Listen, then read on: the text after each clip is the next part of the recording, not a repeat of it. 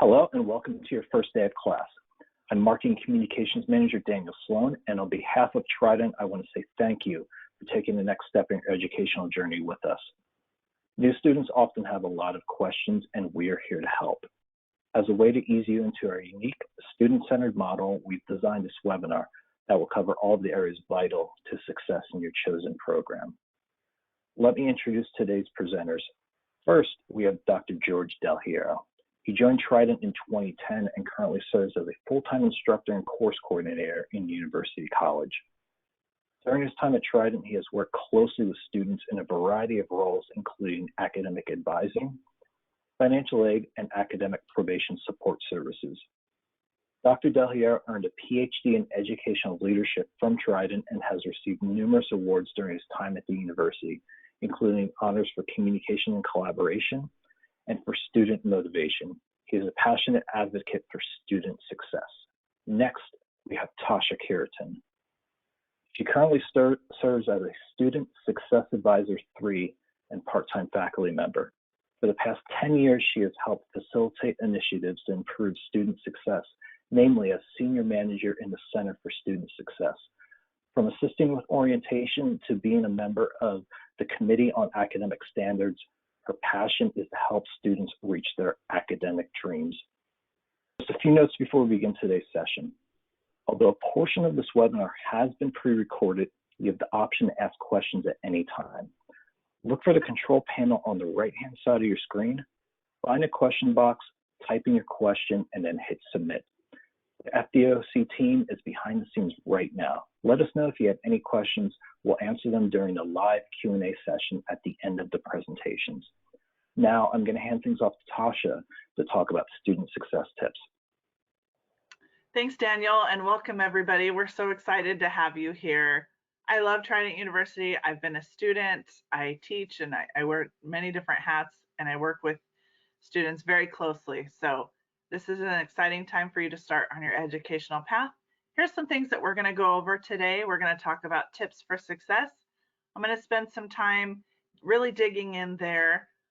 It can be a little nerve-wracking when you haven't done school for a while, or it's just a totally new environment, and so we want to make that transition as smooth and comfortable as possible for you. Dr. Del Hierro is going to talk about academic writing. That tends to be one of the main concerns with students when they're coming back to school is, how do I write? How do I get back in the mode of formatting my paper? And then we're going to talk about career and networking support. But I would ask everyone to stick around for what I think is one of my favorite parts of the webinar, which is the questions section. We always have great questions, and there's a great student success story at the end, so stay tuned. Now we're going to talk a little bit about just tips for success and moving into your classes for the first time. So whether you've been away for years, maybe this is your first class in college, or maybe you're just transitioning right into a different school, we want you to be confident. Everyone here has a different walk of life, and you all bring different perspectives. Whether you're a stay-at-home parent, maybe you're a veteran or advanced in your career, or maybe like one of my 89-year-old students who came back and got a master's degree, you're in another season of life and you're ready to move forward. So what I mean by that is, know that your perspective will enhance the conversation and your discussions in your class, and you are worthy to be here. So feel free to ask questions. Know that you're supported. We're going to talk about your support team. Get to know your professors and peers. As faculty members on here, we often see students a little nervous to reach out to us, and there's no need for that. We want you to feel connected as a university and between you and the student. You as the student, my apologies. We're going to talk a lot about time management and long-term academic planning, but most importantly, have fun. And this will help with your motivation. This is something, if you ever get stuck or just feel like things are difficult, that's when it's time and a trigger should go off that you need to reach out and connect with us. And we are here and we genuinely want to help. So let's start by talking about time management. And this is something very near and dear to my heart, as Danny Sloan said, I got my master's degree at Trident University. At the time, I was a manager. I had a very extremely premature baby. I was in the office a lot and managing life and work, and I wanted to get my master's degree. So I can relate to trying to balance it all. One of my rules was when I got home from work, I wasn't allowed to sit on the couch. And the reason I say that is because it is so easy, especially these days, to just sit down, watch some TV, or get on your phone and just kind of veg out. By staying off the couch, my rule was then I wasn't allowed to sit on the couch until I went and did my homework. So that kind of comes up to our first point, which is create a time management plan. This might be new for some of you, or some of you might live and die by your planner. And so if this is new for you, think about it this way. You're creating a plan to succeed. When I see students not creating a plan, sometimes I challenge them to do so, and usually they come back and are able to submit more on time. They're able to figure out when they want to go to school for themselves. No one here is telling you to go to school at what time, right? Usually you have a certain amount, whether if it's your CERT program, you have a week, or if it's your master's, associates, or bachelor's, you have 2 weeks to do your module. And so anytime within there, you need to set aside a few nights or maybe mornings, whenever you think best and you have time dedicated to make that your school time. So when your friends call and they miss you because they haven't seen you in a while, you've got schoolwork to do and you want to plan your life around that. Now, Trident is all about flexibility too. And so consider weekends, holidays, birthdays, vacations. We want you to have a life, but you're now fitting this new component into your schedule. And if you don't make time for it, there just won't be time for it. And so I love to see a student with a plan. If that's something you can do today, get out your planner. I use my planner here. I have a wall calendar that you can see here in the back, and I have a digital calendar. So I am all about scheduling your schoolwork. And in the beginning, you may want to go in every day for even 15 minutes just to get a sense of what do you need to accomplish the things and to kind of feel like you're in the rhythm of school. Because I always tell students, in your first few sessions, always take classes back to back so that you can get into a good rhythm. Because once you get out of that rhythm, sometimes it's hard to jump back in. So write down your due dates. The bachelor's and master's and associate's classes are usually due on Sunday nights. So I would always say try and do your first discussion the first week of the module and your peer responses the following week. If you have questions about this, we can talk more in the Q&A section as well. And make adjustments to your schedule, but I think the key is to just have a plan, right? Don't get discouraged when you fall behind. Again, as I mentioned before, that's kind of that trigger. If you're falling behind, you may think, oh, well, I don't want to give excuses, or this is just on me. Trust me, we understand what it's like to be adults and to have things come up. And so we can't help you if we don't know what's going on. And it's not to judge you. It's not to be upset with you. It's to say, hey, that's okay. Look, you still have time to do this, or maybe we can help you with this option. Again, there are options and exceptions if needed. And that's something that there are eligibility requirements, but we want to help you with. So let's talk a little bit about who you're going to be reaching out to in that support group. When you log into your student portal today on the homepage of mytlc.trident.edu, you will see 2 photos, and those are consider that kind of like your support team, right? There's going to be your student finance advisor, and there's going to be your student success advisor. Hey, maybe some of you guys have my face on there. You never know.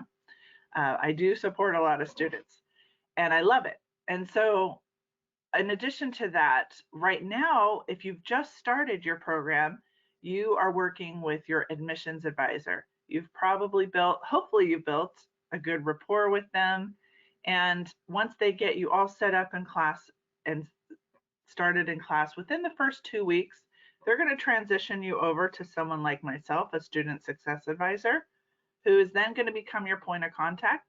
I'd always encourage you to save their phone number, note when they email you. I always try to only email my students when it's something important that I want them to know. And so just kind of start to get in the groove of checking your emails every day, or we text and we call. So, and then finally, the other piece to that puzzle is your instructor.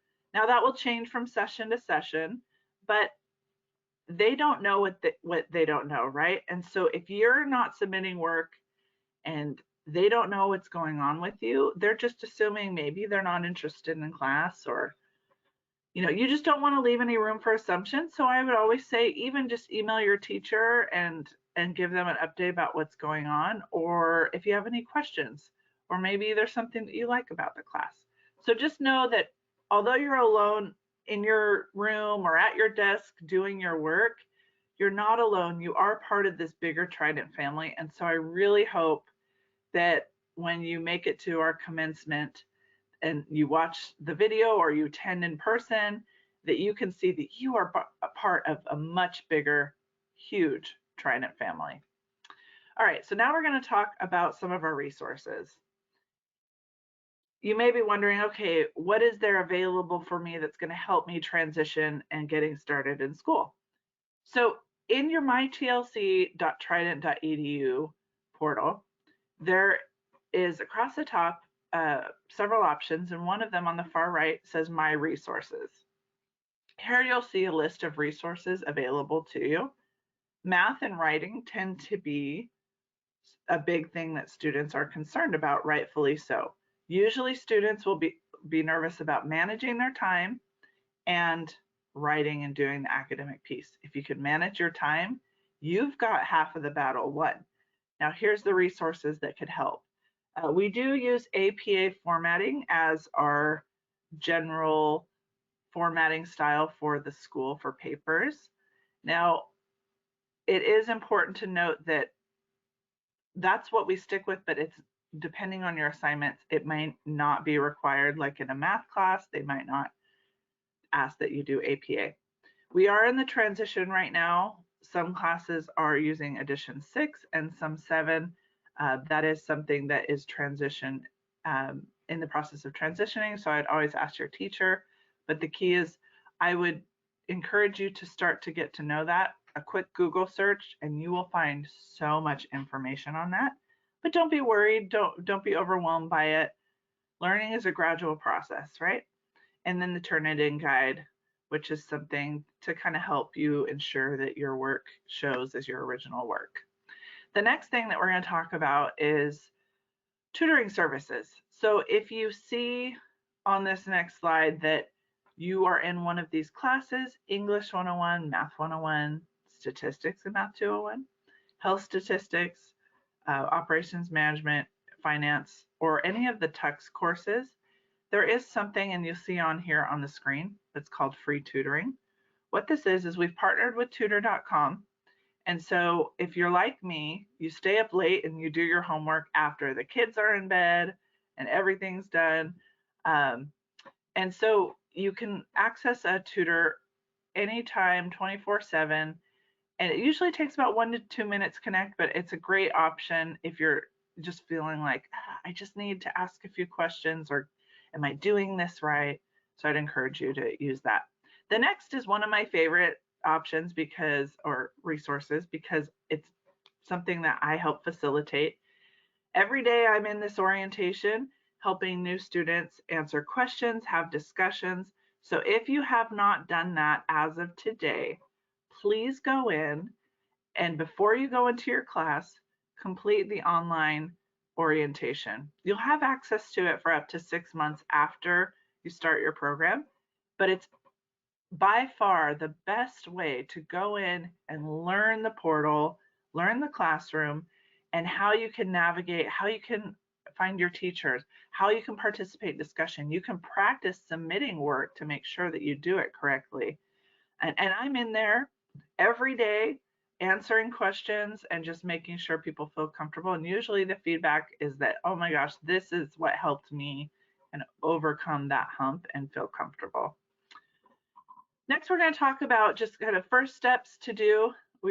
I've kind of laid the groundwork now, but go in, log in to your class, do your orientation, and take a tour of your class. There's not much that you can click on that's going to break your class, or there's really not anything that could break it. But sometimes people are a little nervous. Just click around. There's different ways to access different information. And so the more time you spend in the class, the more you're going to feel comfortable. Look over the syllabus, read the assignments, and post your introduction. I always say the introduction is the easiest part. You literally just go in and say, hi, this is me, a little bit about me. And then you get to read about your peers and see that you might have a lot in common or something to learn from the peers in class. Ask questions and develop your time management plan. So that's kind of like the pre-gaming for the class, right? You want to make sure you've read the syllabus, you've read everything, but don't feel overwhelmed. I always felt in college, like the first week of class, that it was a lot of information, but then over time, you get reminders, you check your schedule, and you're doing good. And so develop that plan and check in with your advisor. I always, whenever I see a student that I don't know, I call them. I'm like, I need to know you because we haven't spoken yet. And I truly want to know them and what their goals are. So in summary today, you're going to log in, you're going to complete your orientation, you're going to introduce yourself in your class. And then I would encourage you by midweek, usually by Wednesday, to submit at least your module 1 discussion post. That's different than your introduction. That's an actual assignment discussion post. Keep in mind, teachers are bound to a rubric. What is a rubric? It is a list of criteria that the student needs to meet for each assignment. And so you can see even in your class, okay, if I submit it on time, I'm going to get like full points, or, you know, they require this many words, so I get this many points. So always look at your rubrics. For all of our assignments, every module is 3 assignments. You're going to have your case assignment, your SLP, and your discussion post. Most classes have 4 modules. I think pretty much all of them. And sometimes your SLP might be a quiz or a paper. Your case assignment typically is a paper or an activity in that regard. Get to know your professors, set up your work area, and just be ready to go. And I would say as soon as you get your first discussion in, try to write a paper maybe by the weekend so that you don't have your case assignment, your SLP the second week of class. Or if you do both of them in the second week, it's no problem. But just make sure that you kind of know each day what you're going to be working on and submitting. And so my last advice is just really reach out, and we don't want you to feel alone. I always tell my students, I am full of the most random information. And so you don't know unless you ask. Maybe you can't find a resource in the library. Maybe you aren't sure how to set up text to get a grade notification. We can help you with that. So that being said, I'm excited for you. Hopefully that this information was helpful. I'm going to turn the time over to Dr. Hierro, and he's going to discuss one of the topics that I think is really crucial, and get ready to take some good notes. We're going to talk about academic writing. Dr. Hierro, I turn the time over to you. On behalf of the faculty, I just want to extend my warmest welcomes to all of you. It's always the most exciting time of the month for us to welcome in a brand new crop of leaders into the Trident family. And so we all look forward to interacting with you, getting to know you, and seeing what great things you accomplish in and out of the classroom. So this section focuses on academic writing. It's one of the points of concern for some students, especially who have been out for a while. It causes some anxiety, and so the goal of these next couple slides are just to relieve some of that anxiety and give you some direction to build momentum. So Michael mentioned it, but these first couple days, it's going to be really imperative for you to get the wheels going. And so I hope to provide a broad overview of what your faculty will expect of you with writing, and to relieve some of that anxiety for you.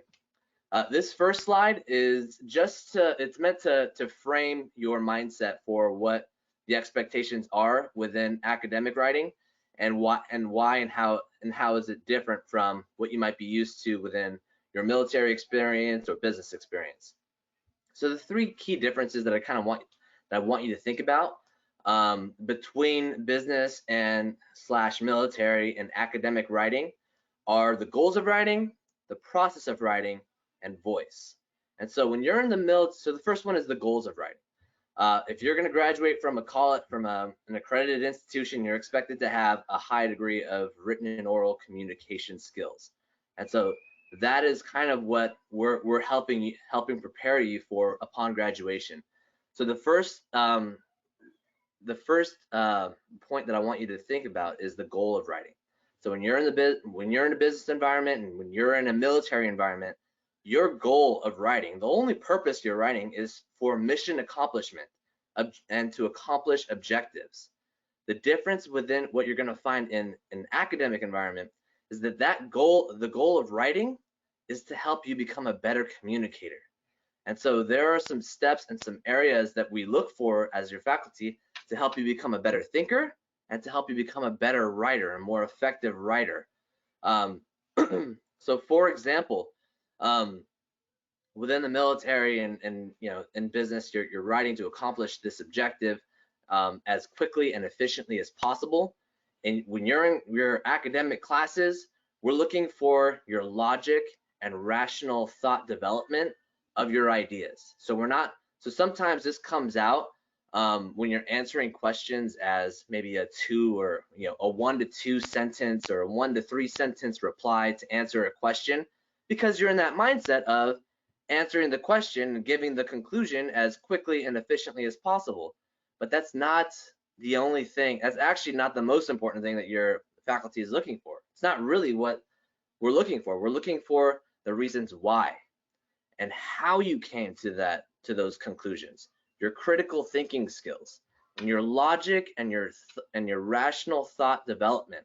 And so that takes more time and it takes more effort to lay out those arguments and to do the research from different sources and integrate the background readings into your experience to support your conclusion.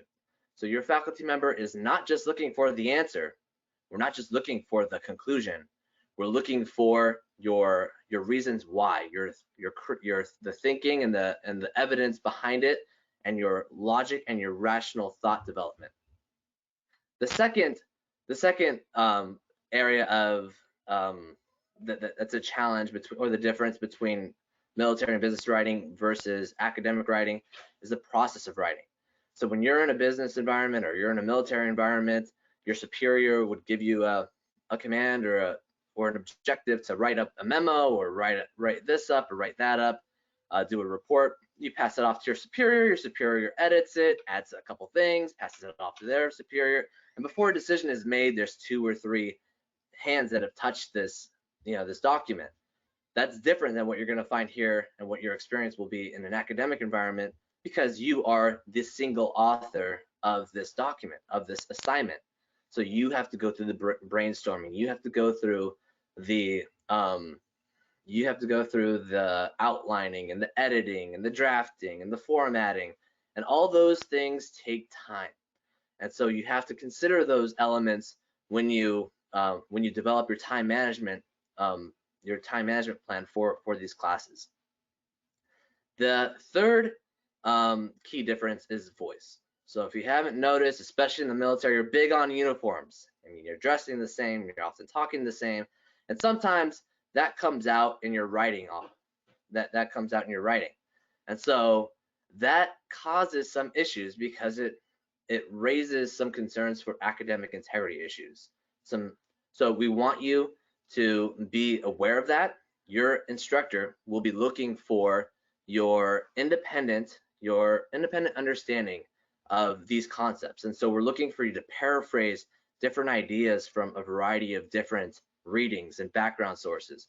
We're looking for you to summarize some of these ideas in your own words. So quotations are great, but your instructor will care more about your understanding of these concepts. And that is different than stripping out a quotation and sticking it in your paper. It's fundamentally different, and it takes a lot more critical thinking and a lot more time and effort to summarize these different ideas in your own words and put them in. But that is what your instructor is looking for. And if you consider these things, you will reap the benefits of this program upon graduation, and I promise you will become a more effective communicator and contributor to your organizations. The next slide is just meant to give you a general overview of academic writing structure. And so this is not an all-inclusive slide. These are just some tips that as an instructor, I see students kind of missing these points. And so as a writer that you may not have as much experience in an academic environment, or maybe you've been out for a while, I hope that this gives you some direction to get the wheels going and build up that momentum early on. And so there are more resources, more in-depth resources like the ones that Michael mentioned within the Writing Center and our resources drop down. So please make use of that. But here I just want to frame your mind into what we're looking for in terms of structure and content. So there's basically going to be three main parts of your essay: the introduction, the body, and the conclusion. And so your introduction is kind of like any presentation you may give, like a PowerPoint presentation. You always have a first slide that tells your audience what you're going to be talking about and why it's important. And so that's your introduction paragraph. You're just going to be basically presenting an overview of what you're going to be talking about and why it's important. So I want you to think about this, because there's an important statement in your introduction that your instructors look for, and it's called a thesis statement. Essentially, this tells your reader what the purpose is of your essay. And so a great way for you to know what your instructor is looking for is to look at the module learning outcomes. So every module, you have 4 modules. Every module will have learning outcomes on the home page. So every module will have learning outcomes for every assignment on the home page. That is basically what your instructor is looking for, and that is what your instructor will be looking for or measuring your understanding of those concepts. And those are great statements to put into your introduction paragraph, and to help ground you when you're answering these questions. So in addition to the learning outcomes, your assignments will have like 3 or 4 questions that you have to answer. Use those learning outcomes as like the lenses to view those questions. So address the learning outcomes through answering the questions. So consider that with your thesis statement development, and definitely make use of those module learning outcomes, because they give you what your instructor is looking for on each assignment. From there, you got your body paragraphs. And so the best recommendations I could give you when you're first getting going in your writing is to break up those questions into sections and subsections using headers and subheaders. So just like on a PowerPoint presentation, you have headers that tell your reader or tell your audience what this slide is about. Same thing within your essay. Include a header, include subsections within that make it overtly obvious to your instructor that you are addressing this part of the assignment. This is the key term that you're going to be addressing. So not only does it provide some structure for you for your essay, but it also makes it very obvious for your instructor that you are hitting all those points within your assignment. And so again, going back to the content of your assignment, is your instructor looking for the conclusion? Yeah, sure, we're looking for your answer to the question, but again, we're looking for the reasons why. And so when you draft your paragraphs, I kind of want you to think about aiming for about 4 to 7 sentences. Trust me, nobody's going to be counting your sentences out, but I think it's a good guideline for you, because if you're going below that 4-sentence mark, then you're probably being a little bit too brief or concise, and you're not exploring the topics or discussing the topics in detail. So make sure you're going back and citing some evidence from your background readings. Again, we're looking for APA citations and some evidence, some objective research and evidence to support your conclusions. And if you're going above that 7-sentence mark, then you're probably rambling on too much, or you could make that into a more concise structure to better highlight your ideas, or you just need to break up that longer paragraph into some more paragraphs, into maybe 2 or 3 paragraphs. But you don't want to go on and on a page and a half of text, of block text. You really want to break that up into small sections and subsections, include those headers, and make it really easy for your instructor to pick out those main points. If you're struggling, again, I talked about the thesis statements above, but if you're struggling in terms of how to start a paragraph and what your instructor is looking for, I always mention these points right here.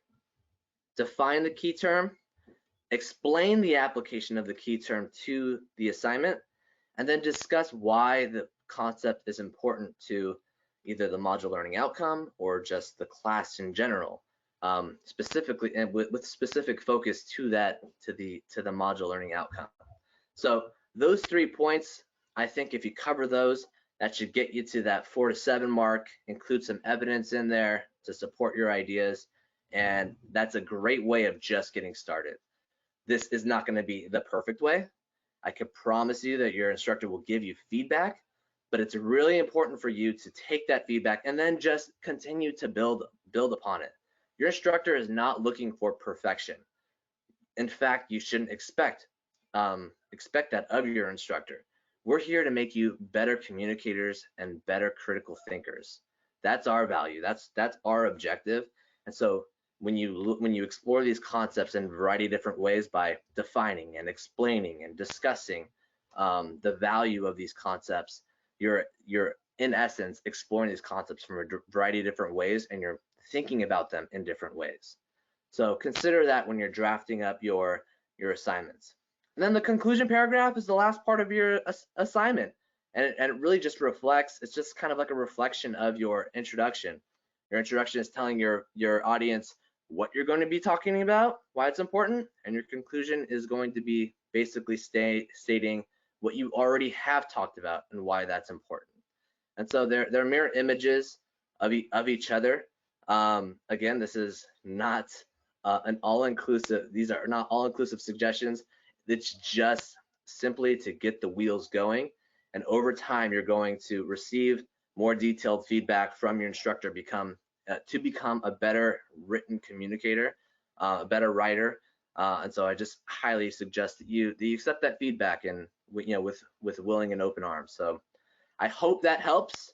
Again, refer back to the resources under the writing resources under the resources tab if you need some more in-depth advice. Always reach out to your instructor, because we love hearing from you and we love to support you in this process. Honestly, it is our honor to serve you. So please make use of us. Thank you, Dr. Del Hierro. We also have resources to help students outside of the classroom. First, there's Alumni Fire, which is for all current students and Trident alumni. The URL is on your screen now. This is a place where you can connect with other students, alumni, faculty, and staff to get advice on your education, career, and more. For more information, reach out to alumni at trident.edu. We also have Career One Stop, which is a source for career skills development, such as resume reviews, interview practice, and more. This can be accessed on the front page of your student portal right after you log in. If you have any questions on that, reach out to Trident for careers at trident.edu. That's Trident, the number 4, careers at trident.edu. And now we're going to move on to today's Q&A session.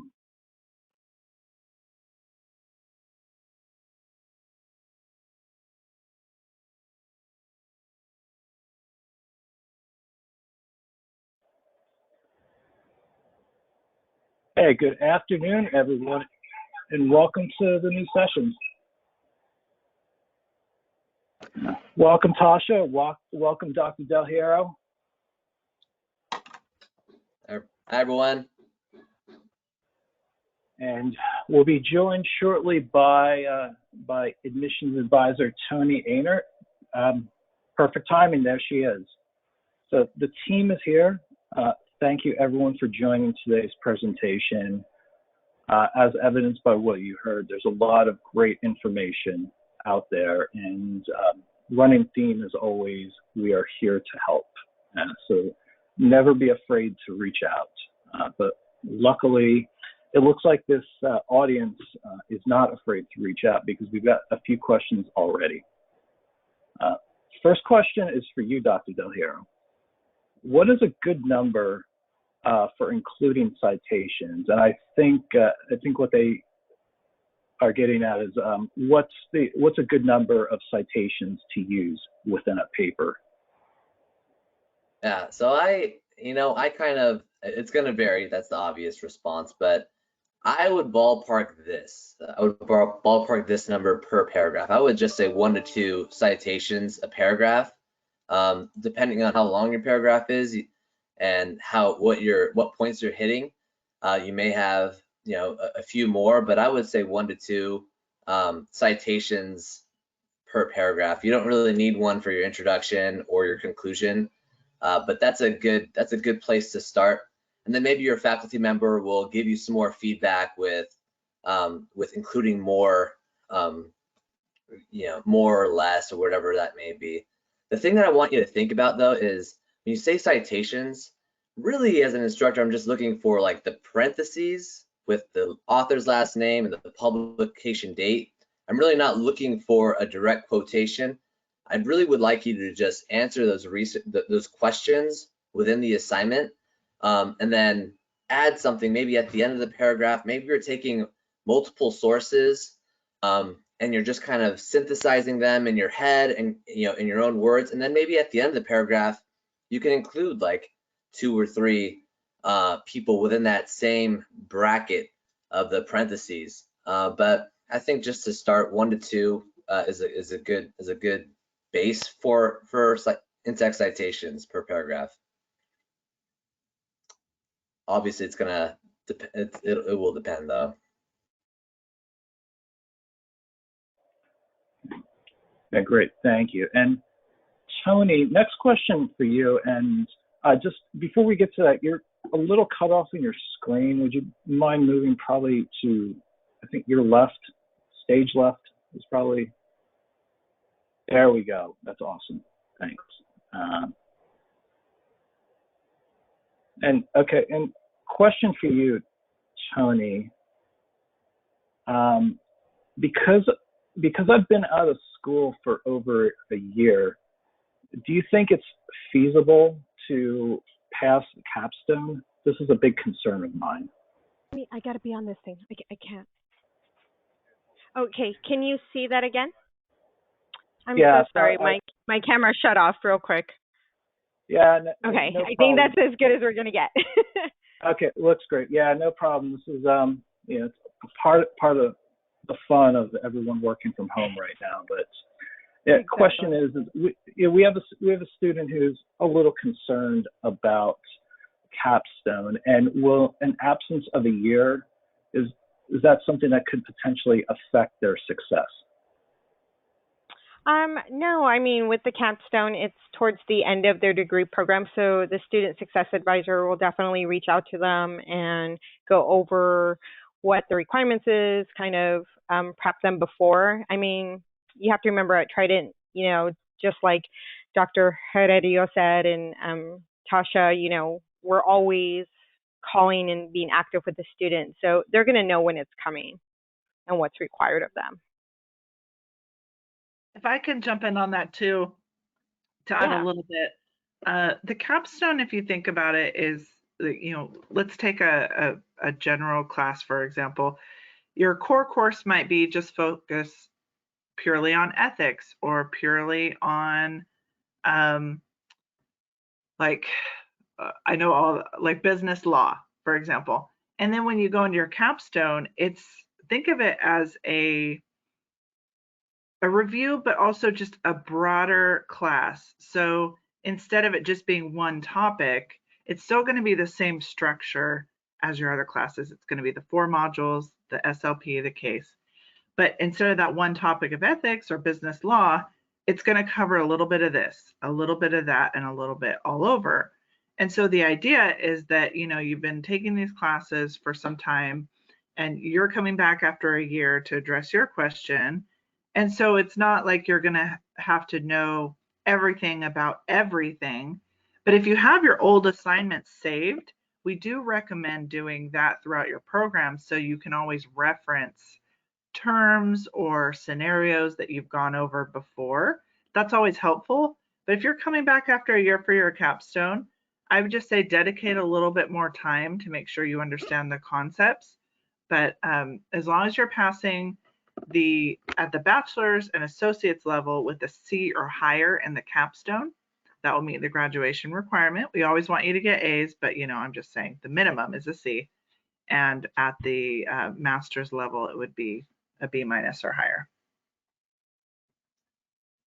And just to further piggyback off of that, I just wanted to say, look, you're at that level for a reason. You know, you have the experience, you have the skills and the ability to get through the class. No one's going to throw you into a class that you're not prepared for. So even if you don't think that you are prepared for it and that you're a little nervous, you know, put those fears and that anxiety aside and just say no, and just take a step, just take the step and build the momentum to get back into it.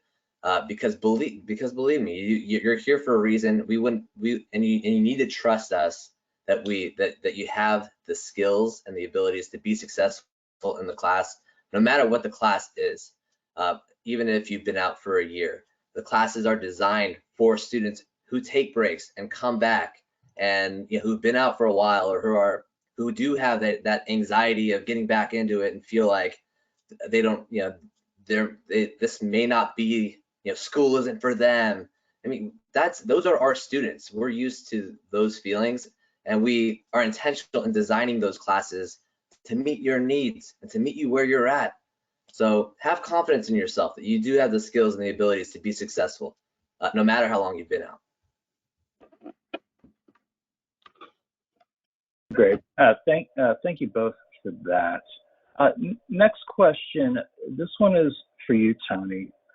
I've seen some writing guides on the student portal, and I'm curious if those cover master's programs as well. Yes, I do believe so. I looked at most of the study rails. I mean, and Dr. Heredio can kind of piggyback off me, but I believe they are all in the APA format. I know that in the master's program, the extensive of the classes, I mean, the papers are lengthier and require more citation to back up their writings, but I believe they're about the same as far as the APA standard goes. Yeah, I'm not entirely sure if those writing resources are updated to APA 7. Do you know, Tasha?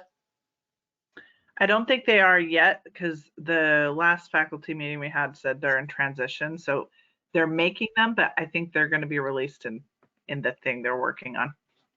The important thing to note is that regardless of the version, that shouldn't be a roadblock for you. So the biggest part of APA, there really aren't very significant changes within those APA. You're not going to find a lot of changes within those guides, even moving from APA 6 to APA 7. And even on top of that, it's just such a small portion of your grade.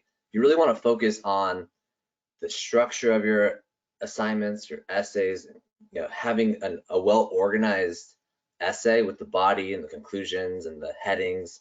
Those resources will help you in that area. So don't let that be a roadblock for you trying to figure out the technicalities, regardless if you're master's or bachelor's. I actually teach in the doctoral programs, and I mentor doctoral students who should be flawless in APA, and I don't even know everything.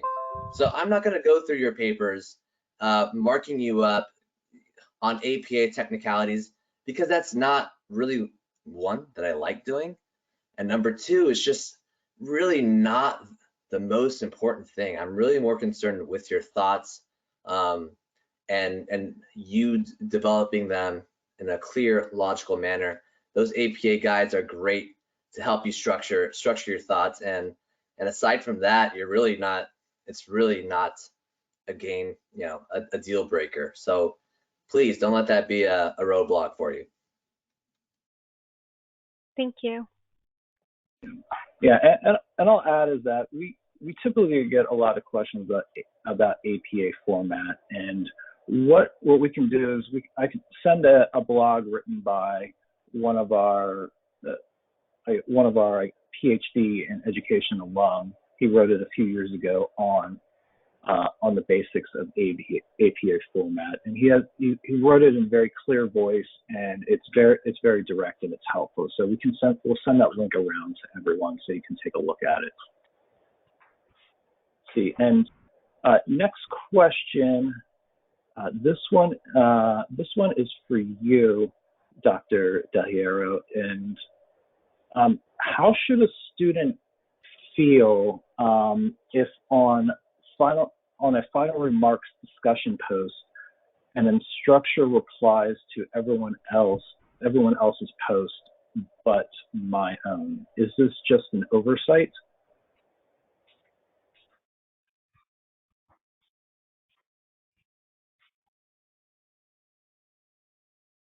We can't hear you. I think you're on mute. Yeah. So there are a lot of factors, and that's a really specific question. Sometimes I'm not able to respond to students because they just post on the last day, and you know the discussion is over. But don't take any offense to that. Sometimes instructors, at least my approach is that I like to kind of let discussions develop and then reply to groups, as a whole, and then I also do individual responses to students. So I kind of mix it up, taking the mindset of like, how would I do this if we were, in person? If we were doing a small group discussion within a class, I'm not going to be responding to everybody and saying, yeah, this is good, because it should be a group discussion. And students are supposed to be challenging each other. So don't take any offense to that. It's definitely not your instructor being lazy or anything like that. I just think it could be an oversight. It could, or something else. So just continue to do the best that you can do. That's what you have control over. Do your best to reply to students and reply to your instructor. It's you on your own, and take it from there. But absolutely, if you have those thoughts and you're kind of concerned about them, any kind of concerns that you have about your instructor, I would first reach out to that instructor and ask them, saying, hey, is this an oversight? Did you mean to ignore me? If that's how you're feeling, because more than likely your instructor will reply back with something like, oh, I had an emergency and I couldn't reply, or something like that. So don't assume that something like that is done on purpose. And actually, I bet you Tasha has probably some good response to that as well. Yeah, it's tricky because I agree with Dr. Del Hierro. It comes down to timing, really. If they're in there for several hours one night and they're responding to everyone, and you respond after, maybe the class is closed and then they just haven't responded, and you go into view feedback. So I feel the same way. Don't take it personally. I try to respond to everybody as much as possible, but sometimes if you might not be that student, but maybe another student is unloading all of their assignments at once and they've kind of missed their due dates, but they're trying to get it in. They might be buried with other things they're trying to grade quickly. But as long as they're giving you the adequate feedback, I think that's the most important thing, is to value is the feedback and opportunities, not so much that, because there's going to be a lot of posts I think that the class is interacting with, not necessarily the instructor in the discussion.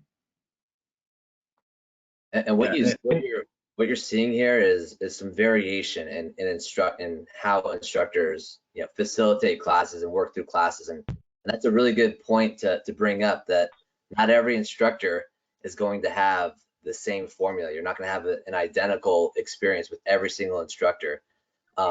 So be able to adapt to different types of instructors and to reach out to them if your expectations are not met, or if you feel like you're hitting a wall with communicating with your instructor.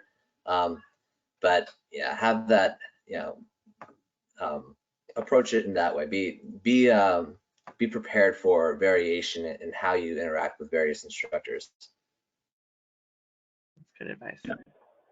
Yeah, and Tasha, I wanted to circle back to something that Dr. Del Hierro mentioned a couple minutes ago, and that's submitting our threaded discussion response a little later towards the deadline.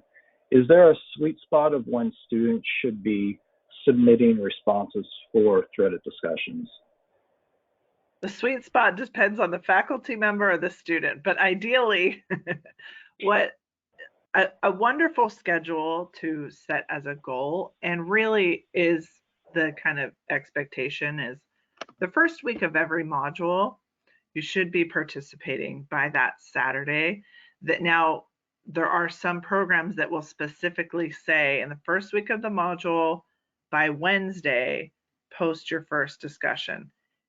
I get calls from students who are saying sometimes, hey, I'm the first person to post, the rest of the class isn't posting, so I can't do my work to respond, right? And so we want to make it a genuine discussion.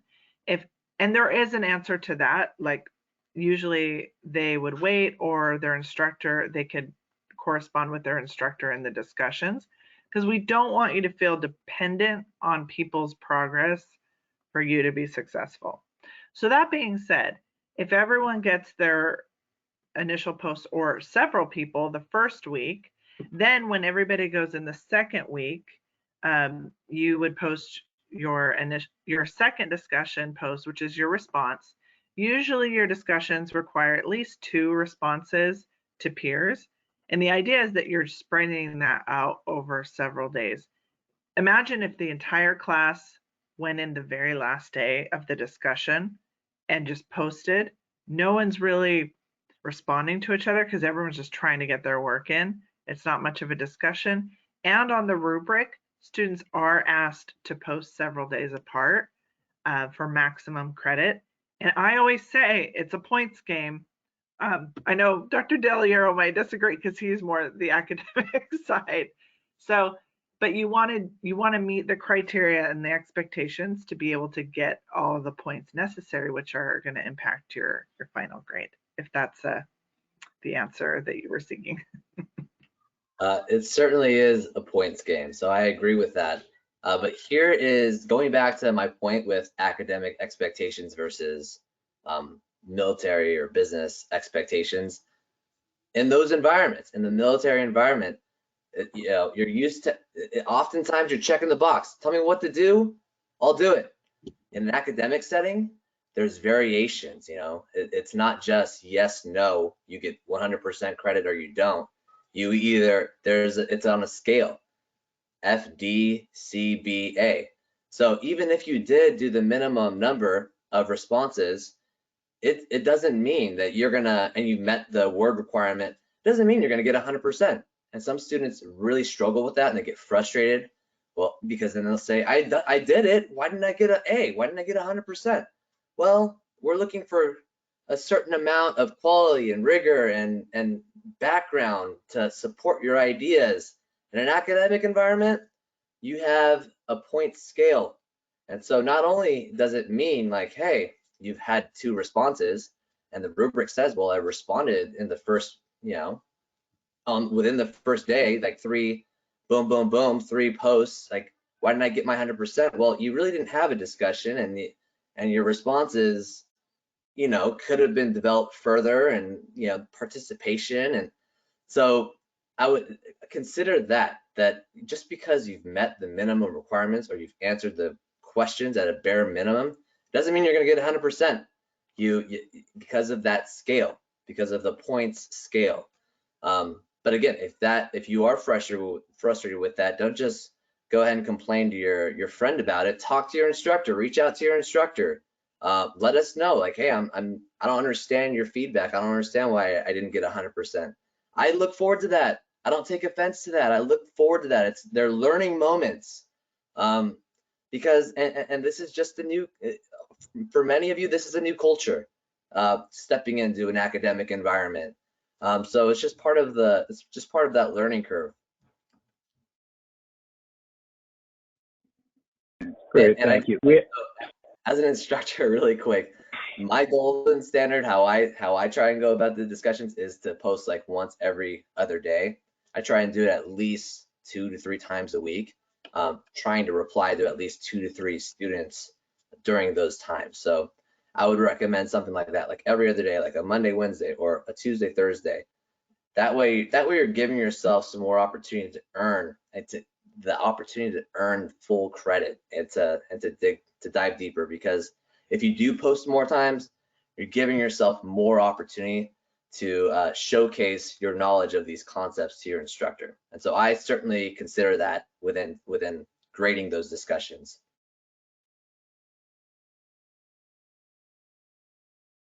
Okay, we're starting to get the time, but 3 more questions, the first of which will be handled really quickly, is that a few people have asked about slide deck and recording. That, of course, will be sent out later this week. It's expected to hit your inboxes Wednesday or Thursday. And quick question for you, Tony.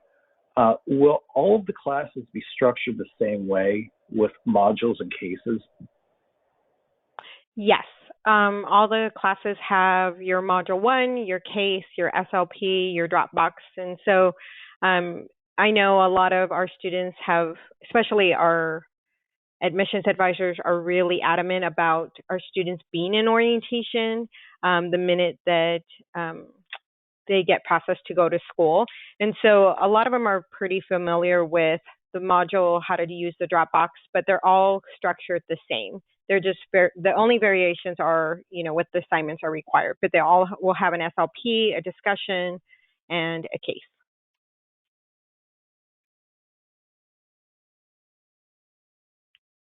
Great, thank you.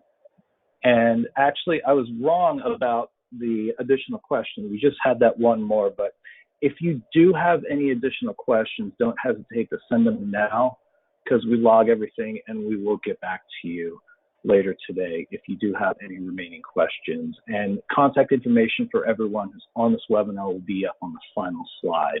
But I want to thank Tasha for her contributions today, and Dr. Del Hierro. Thank you, Tony, who will be closing out today's webinar with a very, very exciting student success story, which I was lucky enough to read earlier today. So I'm really excited to hear this one. So thank you, everyone. Have a great session. Oh, thank you. So I just wanted to share about my student, Victor. He started in 2019. And just to kind of give you a little overview of him is he was in the foster care system. He was really told all his life that he wasn't really going to amount to anything. So when he started looking at bettering his future, he had graduated high school, did not sign up for selective services. And so when he came to me, he started to reach out.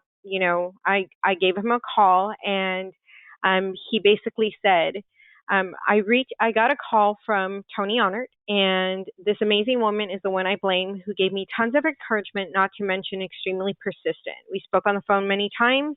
I told her story, and she put me on the path to the degree that best fit him. So he has still been in class. He's still going strong, and he's working with all his advisors. So I thank Victor for his perseverance, and I know everyone here at Trident is just a phone call away. So if you need anything, we're always here for you guys. Thank you so much.